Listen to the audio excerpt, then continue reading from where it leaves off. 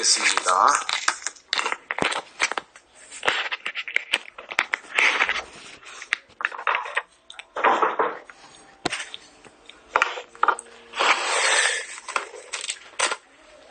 찬송가 502장입니다.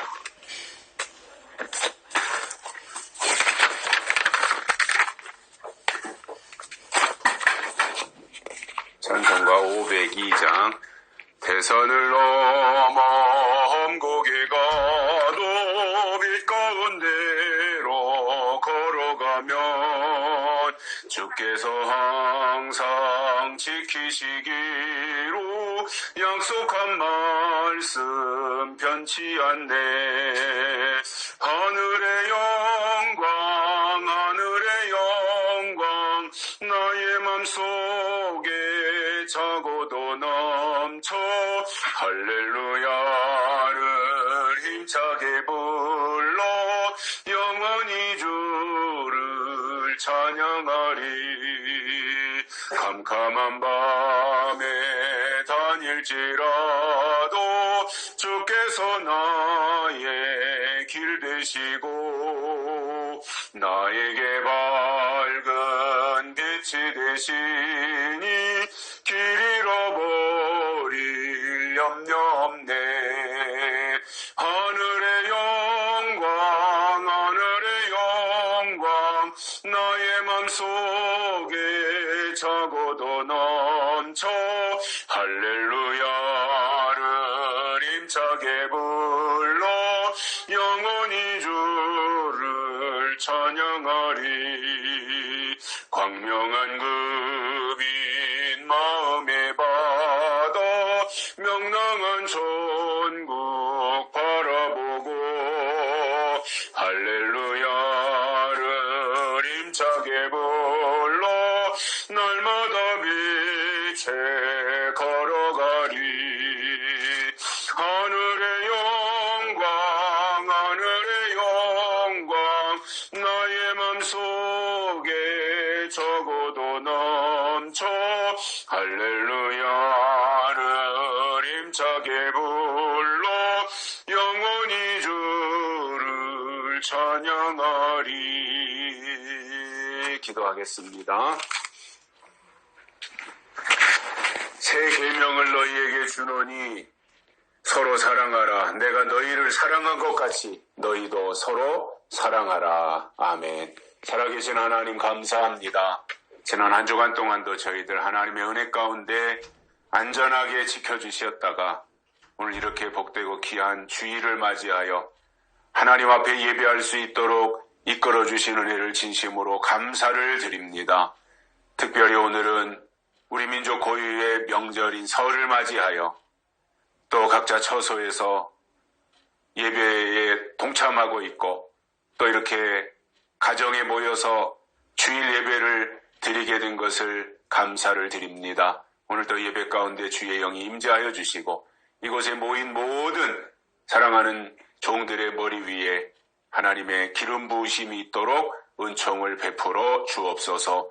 예배를 시작하오니 마치는 시간까지 우리 하나님이 함께 하시고 영광 홀로 받으시기를 원하오며 다시 오실 예수님의 이름으로 간절히 기도드리옵나이다. 아멘.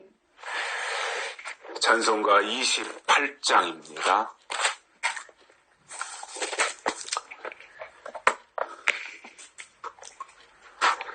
복의 근원 강림하사 찬송하게 하소서. 한량없이 자비하심 증량할 길 없도다. 천사들의 찬송가로 나를 가르치소서. 구속하신 그 사랑을 항상 찬송합니다. 주의 크신 도움받아 이때까지 왔으니 이와 같이 전국에도 이르기를 바라네. 하나님의 죄에 빠진 우리를 예수 구원하시려고 보혈을 흘려주셨네. 주의 귀한 은혜 받고 일생 빚진 자 되네. 주의 은혜 사슬되사 나를 주께 매소서. 우리 마음은 연약하여 범죄하기 쉬우니 하나님이 받으시고 천국에 넣으시소서.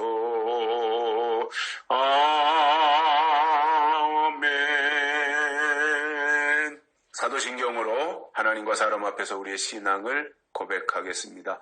전능하사 천지를 만드신 하나님 아버지를 내가 믿사오며 그 외아들 우리 주 예수 그리스도를 믿사오니 이는 성령으로 잉태하사 동정녀 마리아에게 나시고 본디오 빌라도에게 고난을 받으사 십자가에 못 박혀 죽으시고 장사한 지 사흘 만에 죽은 자 가운데서 다시 살아나시며 하늘에 오르사 전능하신 하나님 우편에 앉아 계시다가 저리로서 산자와 죽은 자를 심판하러 오시리라. 성령을 믿사오며 거룩한 공회와 성도가 서로 교통하는 것과 죄를 사하여 주시는 것과 몸이 다시 사는 것과 영원히 사는 것을 믿사옵나이다. 아멘.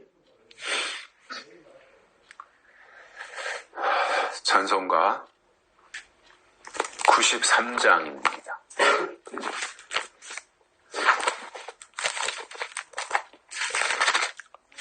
93장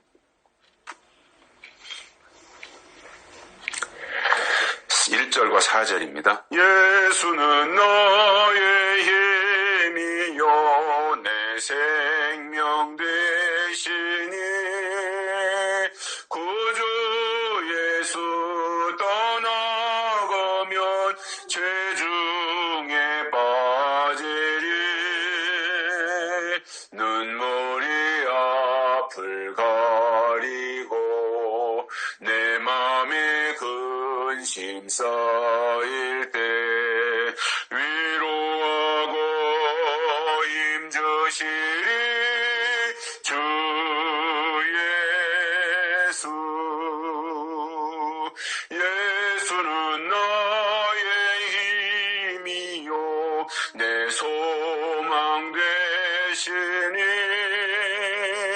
이 세상을 떠나갈 때 곧 영생 얻으리. 한없는 복을 주시고 영원한 기쁨 주시니 나의 생명 나의 기쁨 주 예수. 하나님 말씀 시편 1편입니다.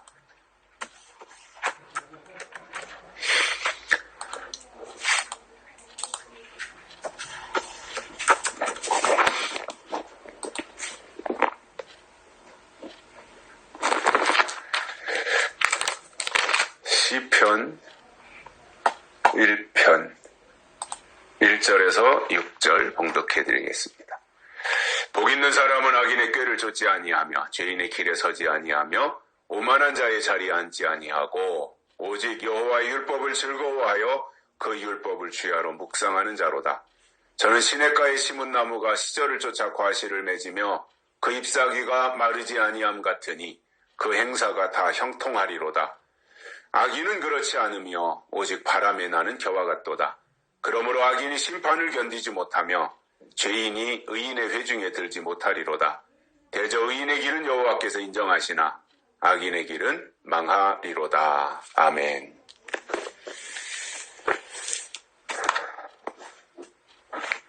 오늘은 1년 중에서 가장 큰 명절인 설날이고 양력과 음력 모두 새해가 되었으니 이제 진짜 새해를 맞이한 겁니다. 모두가 새해 복 많이 받으시기를 바랍니다.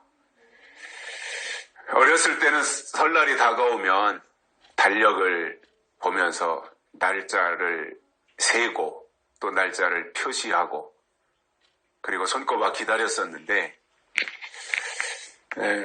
왜 그때는 그 설을 기다렸는지 기억은 잘 나지 않아 모르겠습니다만은 아마도 맛있는 것을 먹고 새 옷을 입고 또 그동안 보지 못했던 사람들을 만나는 것에 대한 기대감 때문이 아니었나 이러한 생각을 해봅니다. 2023년도 시작이 되어서 벌써 22일이라고 하는 시간이 이제 지나가고 있습니다만은 특별하게도 2023년은 새해를 시작하는 첫날인 양력 1월 1일이 주일이었습니다. 그리고 음력 1월 1일 오늘 설날이 또 주일입니다. 양력으로 시작하는 날, 음력으로 시작하는 새해 첫날이 다 주일이라고 하는 것을 볼 때 이것 또한 특별한 날이다 생각을 하고요. 그래서 올해에는 우리 모두에게 더 좋은 일이 있지 않겠는가 이러한 기대를 가져봅니다. 그래서 우리가 오늘 또 설날 주일이다 보니 이렇게 예배를 드리게 되는데 만약에 오늘이 평일이었다면 가족들끼리 같이 모여서 간단하게 추모 예배를 드리고 그리고 또 함께 가족들이 모처럼 대화를 나누는 그런 시간들을 가졌겠습니다만은 오늘이 주일이다 보니까 그렇게 할 수는 없고 정상적인 예배를 우리가 드리게 되는데 특별히 고인이 되신 특별한 분들을 기억하고 추모하면서 하나님이 주시는 말씀을 받도록 하겠습니다. 특별히 오늘 이 자리에 우리가 함께 모인 우리 가족들은 고인이 되신 아버지 또는 할아버지를 생각하면서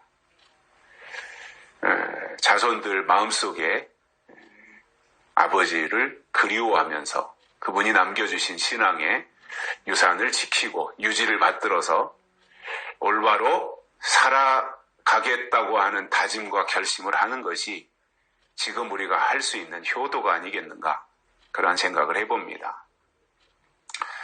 우리 아버지가 남겨주신 신앙의 업적은 뭐 다른 것들을 다 제외하고 대표적인 것을 하나 꼽으라고 한다면 아마 요한계시록과 관련해서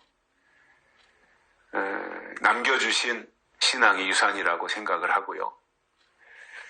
그것과 관련해서 아버지가 우리에게 남겨주신 것이 두 가지를 설명한다면 하나는 예수님이 오시는 길과 그분을 맞이하는 믿음이 어떤 믿음인가 하는 것에 대해서 말씀을 해주셨고 또 한 가지는 마지막 때 나타날 미혹을 분별해서 그것을 이겨야 하나님이 예비하신 영광에 들어갈 수 있다라고 하는 것이 핵심입니다. 수많은 설교를 하셨는데 그분의 설교를 딱 정리해서 요약하면 모든 설교에 이 두 가지가 꼭 들어 있었습니다. 아울러 우리 어머니는 아직 살아계시지만 치매 때문에 아들들을 기억을 못합니다. 안타까운 상황이죠. 굉장히 안타깝습니다. 저는 며칠 전에 길을 가다가 한 장면을 목격을 했습니다. 아들로 보이는 한 60세쯤 되어 보이는 분이 어머니로 보이는 80을 훌쩍 넘긴 분을 부축하면서 한의원으로 들어가는 모습을 보았습니다. 근데 그 어머니는 허리가 기역자로 굽었어요. 완전히 허리가 90도로 이렇게 굽어 있어요. 그리고 옆에서 이제 아들이 팔짱을 끼고 이렇게 걸어가는데 제가 보기로는 이제 병원, 한의원에 가니까 아들과 같이 가니까 아들이 옆에서 어머니를 부축하느라고 손을, 팔짱을 낀 것은 맞지만 아마도 그 어머니는 자기 볼 일은 걸어서 다 보러 다니시는 분일 수 있겠다, 그렇게 생각을 했습니다. 걸음을 스스로가 걸으셨으니까. 그것을 보면서 어머니 생각이 났어요. 우리 어머니도 저 정도라도 걸음을 걸을 수 있으면 얼마나 좋을까. 그러면서 허리가 90도로 굽은 그 할머니의 그 모습이 어머니와 비교되면서 부러운 생각이 들었습니다. 저 정도만이라도 움직일 수 있으면 얼마나 좋을까. 삶의 질이 달라질 거 아니에요. 다 소변 대변 받아내야 되고 사람 만나도 누군지 모르고, 그것보다는 비록 허리는 굽었다고 하더라도 자기 의식을 가지고 사람 보면 반가워하고 또 화장실 스스로 다니고 소대변 스스로 처리할 수 있는 이 정도가 돼야 살아있는 의미가 있는 거지, 다른 사람에 의존해서 사람도 못 알아보고 소대변을 요양보호사에 의해서 해결한다면 그거는 삶의 질이 완전히 밑바닥인 모습인 거고 살아있다고 하는 의미가 전혀 없는 것이 아닐까, 그러한 생각을 다시 하게 되었습니다. 오늘 우리가 유튜브를 통해서 예배를 드리게 되는데, 오늘 이 자리에 계신 분들과 또 유튜브나 밴드를 통해서 예배에 참석하고 계신 모든 분들은 각자 계신 자리에서 부모님의 은혜를 생각하고, 그리고 조상들로부터 물려받은 소중한 것들을 잘 지키며 발전시키고, 그리고 가문이 복을 받는 그러한 특별한 계기가 되시기를 바랍니다. 성경에 보면 시대마다 복 있는 사람들이 있었습니다. 그래서 구약에서 언약시대가 있는데, 최초의 성경이 기록되던 언약시대에는 노아나 아브라함이 복 있는 사람이었습니다. 그 이후로 율법시대에 와서는 모세나 여호수아나 그리고 갈렙이나 그 이후로 다윗이나 또 16명의 선지자들이나 이런 분들이 복 있는 사람들이었습니다. 그러다가 예수님이 초림하신 이후에 은혜시대에 와서는 12사도들이나 또는 사도 바울이 복 있는 사람이었습니다. 왜냐, 그들이 다 하나님께 쓰임받았기 때문입니다. 성경이 말하는 복은 땅의 복이 아니라 하나님과 관련되어진 것을 복이라고 말하고 있고, 또 믿음이 복이고 하나님이 주신 사명을 감당하는 것을 복이라고 말씀을 하고 있거든요. 그렇기 때문에 12사도들이 베드로, 안드레, 야고보, 요한, 빌립, 바돌로메, 도마, 마태 이런 사람들이 그 당시에 무슨 호강을 해서 복을 받은 것이 아니라 감옥에 갇히기도 하고, 그 12제자들의 삶을 보면 처절하죠. 끝에 가서는 히브리서 11장에 보면 그들이 다 순교하잖아요.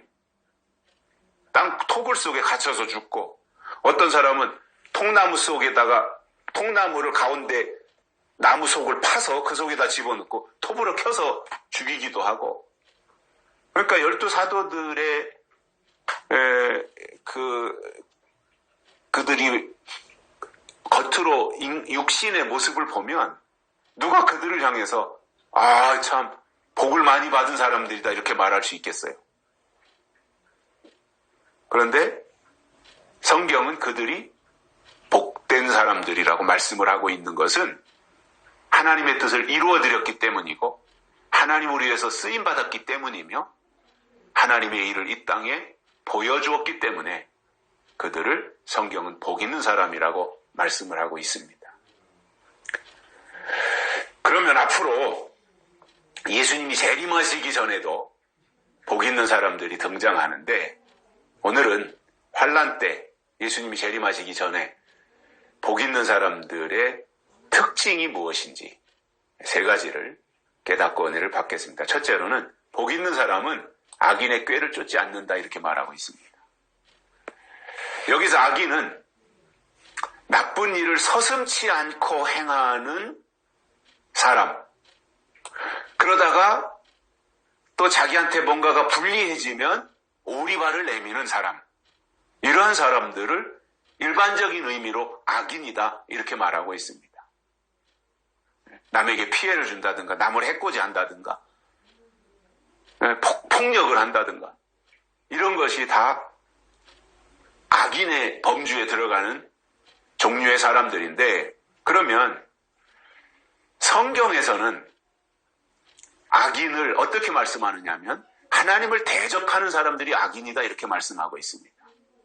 구약에서는 바로왕 같은 사람들, 그리고 예수님 초림하셨을 때는 바리새인들과 같은 사람들, 이러한 사람들이 악인입니다. 데살로니가 후서 2장에 나오는 말씀을 보면 거기에 악인이 등장하는데, 저는 대적하는 자라 범사에 일컫는 하나님이나 숭배함을 받는 자 위에 뛰어나 자존하여 하나님 성전에 앉아 자기를 보여 하나님이라 하느니라 이렇게 말씀을 하고 있습니다. 그래서 이런 일을 하는 사람들이 적그리스도이고 악인인데, 이들은 철저하게 위장을 해요. 자기의 정체를 숨겨요. 그리고 겉과 속이 달라요. 표리부동하다 그러죠. 사람은 겉과 속이 같아야 되는데 다르다 말입니다. 겉에서 하는 말, 그리고 자기 속에 품고 있는 생각, 마음, 이것이 전혀 동떨어져서 다른 모습을 보이는 것이 악인인 거예요. 그래서 자기를 보여 하나님이라 한다 이거예요. 하나님이 아닌데, 사람인데, 적그리스도인데 그 권력을 가지고 사람들을 포섭해서 내가 하나님이다, 이제부터는 나를 따르라 하는 독재자의 모습으로 등장을 하는 거지요. 그래서 우리가 분별을 해야 되는 이유가 뭐냐면, 그들이 겉과 속이 똑같은 모습으로, 사람의 모습으로 나타나면 괜찮은데, 인면 수심이라 그러잖아요. 인면, 얼굴은 사람 얼굴인데 수심, 마음은 짐승의 마음을 가지고 있다. 남의 것을 약탈하려고 하는, 동물의 왕국을 보면 강자는 약자를 항상 잡아먹잖아요. 사자나 하이에나나 호랑이나 표범이나 이런 것들은 강자인데, 사슴이나 노루나 토끼나 이런 것들은 약한 동물들인데, 그 강자가 약한 동물들을 습격해가지고 잡아먹어요. 이게 동물의 세계잖아요. 그게 동물의 마음이단 말이에요. 수심. 짐승의 마음. 그러니까 얼굴은 사람의 얼굴을 하고 있는데 마음은 짐승의 마음을 가지고 있으니 그의 실체가 뭐냐면 짐승이라는 거거든요.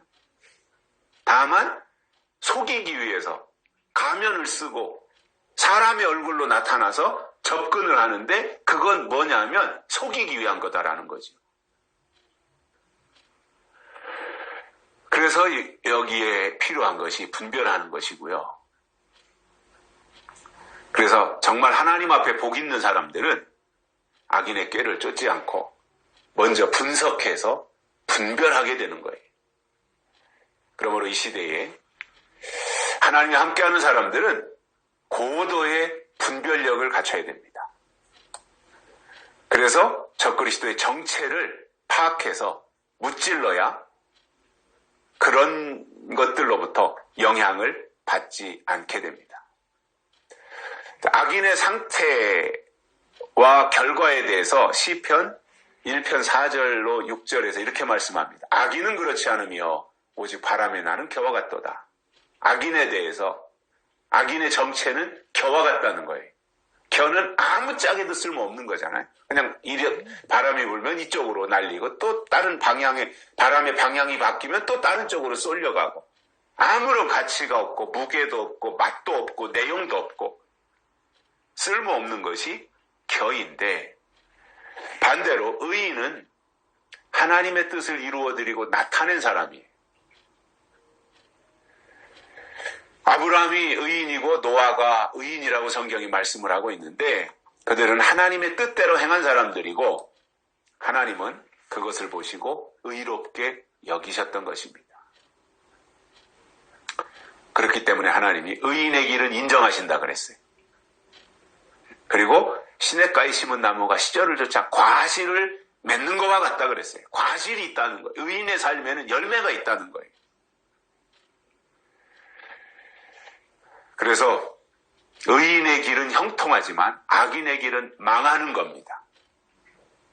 이것에 대해서 예수님은 마태복음 7장에서 나더러 주여 주여 하는 자마다 다 천국에 들어갈 것이 아니요 다만 하늘에 계신 내 아버지의 뜻대로 행하는 자라에 들어가리라 이렇게 말씀했는데 주여 주여 말로만 하는 그게 중요한 것이 아니라 하나님의 뜻이 무엇인지 알고 그것을 행하는 것이 중요하다라는 말씀입니다.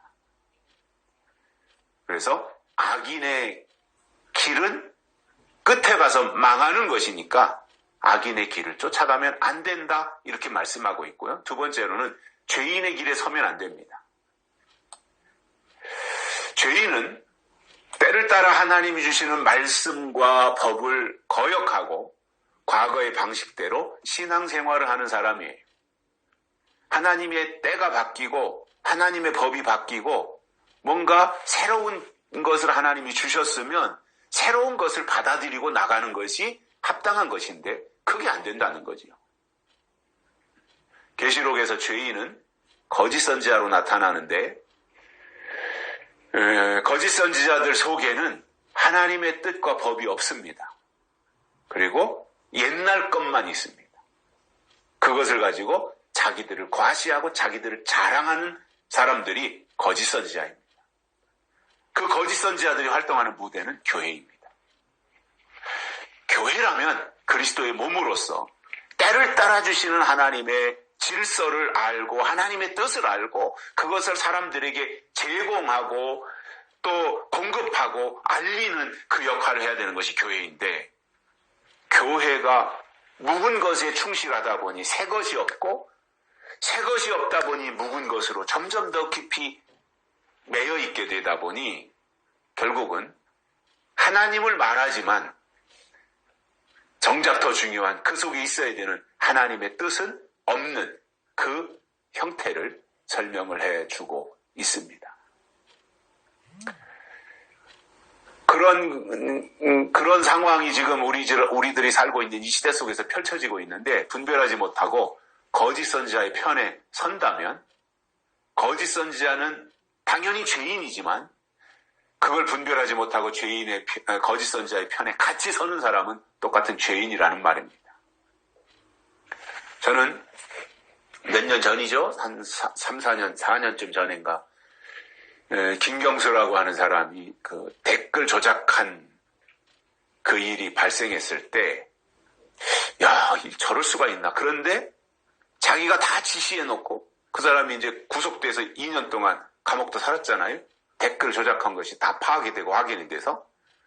그런데 그것을 끝까지 오리발을 내밀었어요. 자기는 아니라 증거가 다 있고 증인이 다 있고 한데 아니라고 했지만 결국 법원은 김경수가 다 관여한 일로 해서 실형을 선고해서 2년 동안 감옥을 자리를 했는데 그 김경수의 댓글 조작 사건이 발생했을 때나 그리고 얼마 지나지 않아서 조국이라고 하는 법무부 장관을 잠시 했던 조국 사태 유명했잖아요.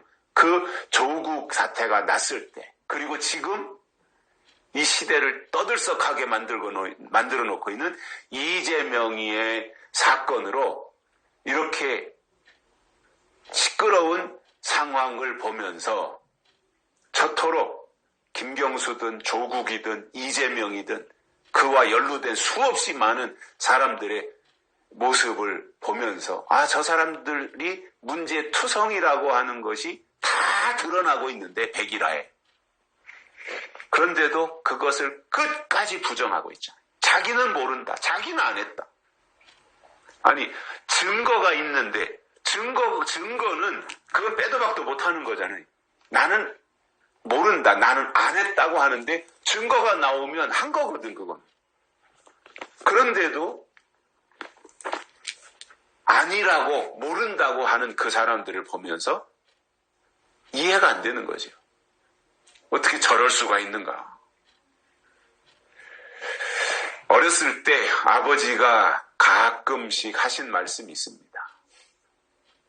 아버지는 6.25 전쟁이 일어나기 전에 북한에서 남한으로 넘어오셨는데 8.15 해방 이후에 북한에는 김일성 정권이 들어선 거예요.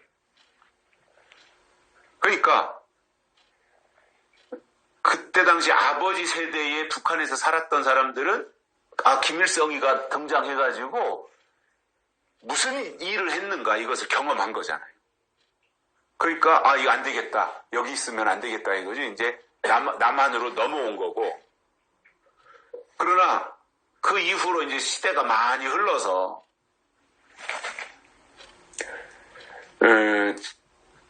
지금 우리는 그 세대를 모르지만 그 시대에 살았던 아버지 세대는 북한의 체제, 공산주의의 체제, 김일성의 체제가 어떠한 체제인지를 경험하셨지 않습니까?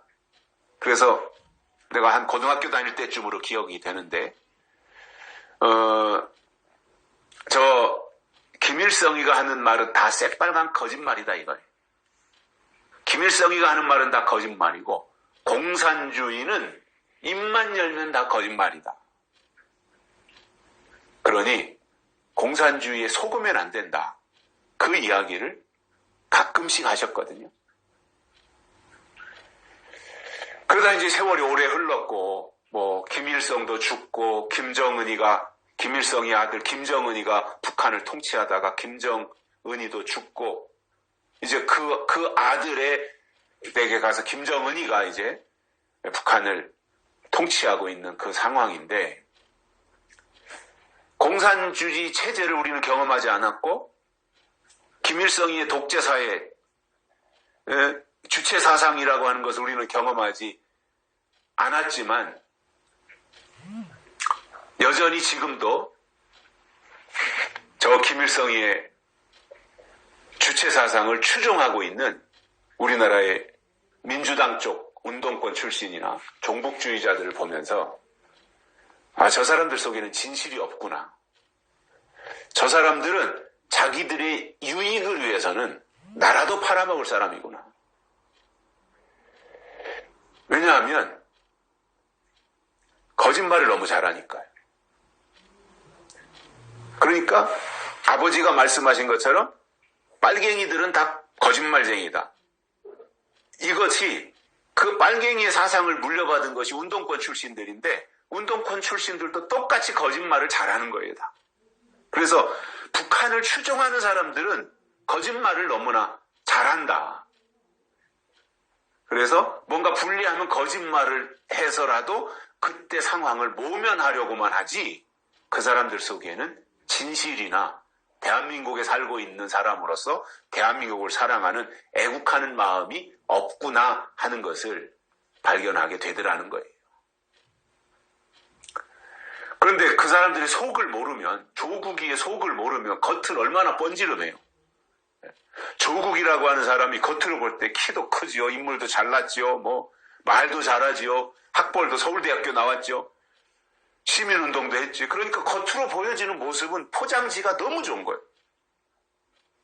그러니까 그 사람의 속을 볼 줄 모르면 그냥 그 사람 번지름한 말에 그냥 속아 넘어가는 거죠. 그래서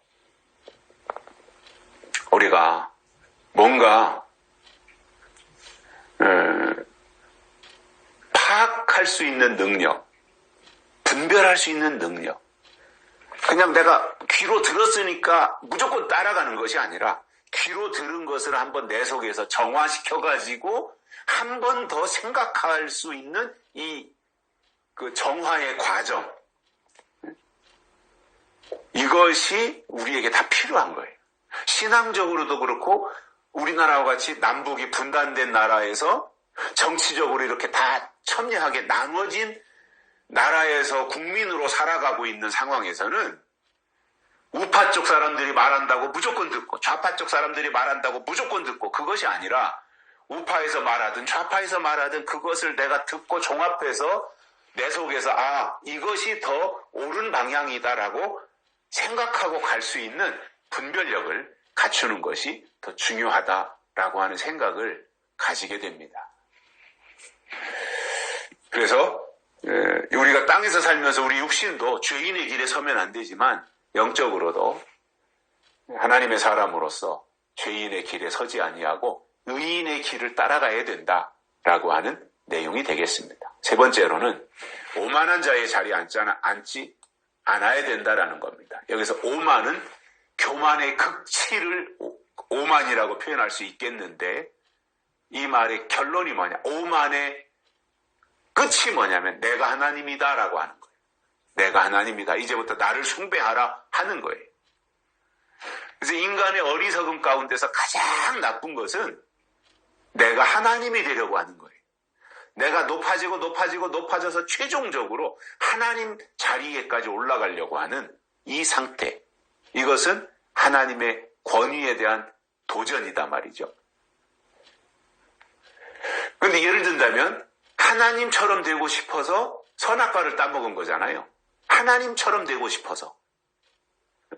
아니면 하나님의 권위에 도전하고 하나님처럼 자기가 높아지고 싶어서 바벨탑을 쌓은 거예요. 그 결과는 둘 다 망한 거다 말이죠. 하나님은 이런 사람들은 다 물리치시고 심판하신다고 하는 것이 성경의 원리입니다. 계시록 1장 3절에 보면 복 있는 사람에 대해서 말씀하시는데 이 예언의 말씀을 읽는 자와 듣는 자들과 그 가운데 기록한 것을 지키는 자들이 복이 있다 이렇게 말씀을 하셨습니다. 그래서 성경에 나오는 복을 보면 시대마다 복이 달라진 것을 알 수 있습니다. 그래서 구약시대의 대표적인 복은 신명기 28장에 나오는 땅의 복입니다. 땅의 복. 신약에 나오는 은혜시대의 복은 마태복음 5장에 나오는 팔복입니다. 구약에서 땅의 복과 신약에서 팔복은 정반대입니다.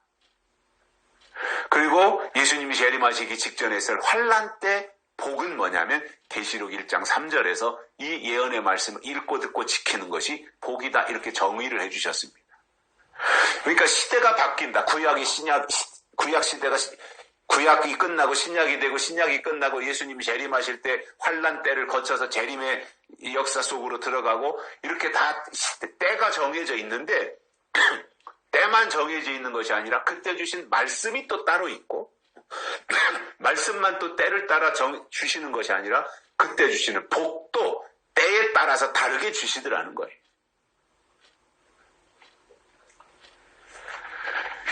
그런 의미에서 2023년 설날에 우리가 복을 말한다면 그 핵심은 환난 때 복 있는 사람이 되는 것이고 이 복은 하나님의 인치심을 받는 것입니다. 왜냐하면 인치심을 받아야 다섯째 나팔과 여섯째 나팔에 해당하는 환난을 이기고 인치심을 받아야 다시 오시는 예수님을 맞이하며 인치심을 받아야 천년왕국에 들어갈 수 있기 때문입니다. 그래서 예수님이 이 땅에 재림하실 때가 되면 요한계시록에서 복이 나오고 이 복을 받은 사람은 예언의 말씀을 읽고 듣고 지키는 일에 치중하게 되어 있습니다. 저는 우리의 말씀을 통해서 신앙생활을 하시는 모든 분들이 하늘의 복을 받고 예언의 말씀에 비중을 두며 살아간다면 하나님이 그들을 반드시 기억하실 것이라고 저는 확신하고 있습니다. 그래서 하나님을 믿는 믿음의 결과가 뭐냐면 형통이에요. 형통. 불통은 좋은 게 아니죠. 형통해야 돼요. 오늘보다 내일이 좀 나아지고 내일보다 모레가 좀 나아지고 그러면서 점진적으로 발전해가는 거예요. 좋아지는 거죠. 모든 면에서. 특히 하나님과의 관계가 개선이 되고 좋아지는 거예요. 영적으로 좋아져야 되는 거예요. 그래서 하나님과 나와의 대신 관계가 좋아야 사람과 사람의 대인 관계도 의미가 있는 거예요. 대인 관계는 잘하는데 사람과의 관계는 잘하는데 하나님과 나와의 대신 관계가 단절되어지면 의미가 없는 거죠. 우리의 목적이 뭐냐면 하나님의 영광을 위해서니까. 그렇기 때문에 대신관계가 올바로 되어지고 그것을 기반으로 해서 대인관계가 잘 구축되어 가면 그것이 참 의미 있는 삶이 되는 거잖아요.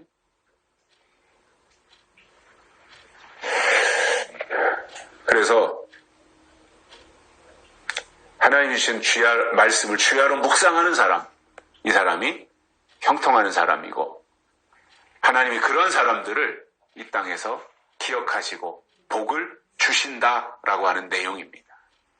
결론으로 복 있는 사람은 하나님을 향해서 하나님 나에게 복 주세요. 이렇게 한다고 하나님이 그에게 복을 쏟아 부어 주시는 것이 아니라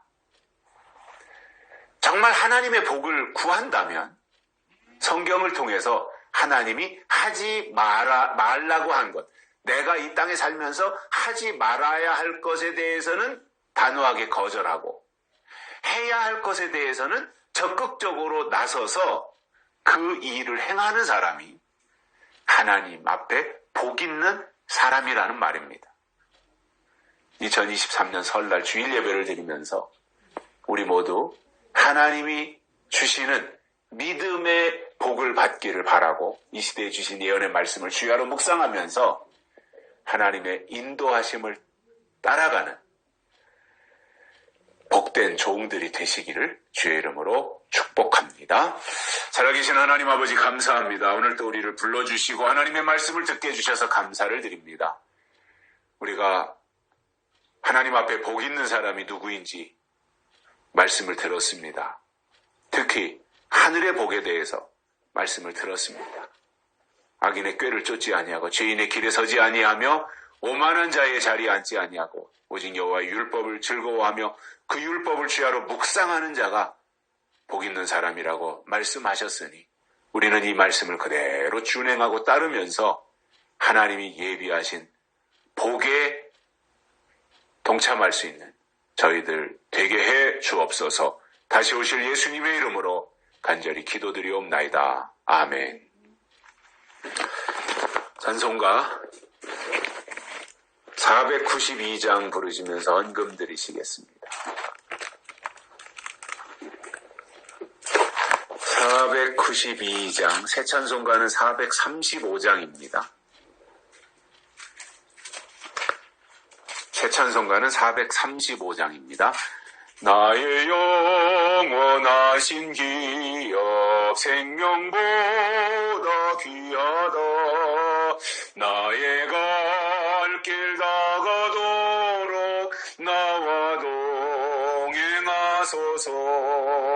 주께로 가까이 주께로 가오니 나의 갈 길 다가도록 나와 동행하소서.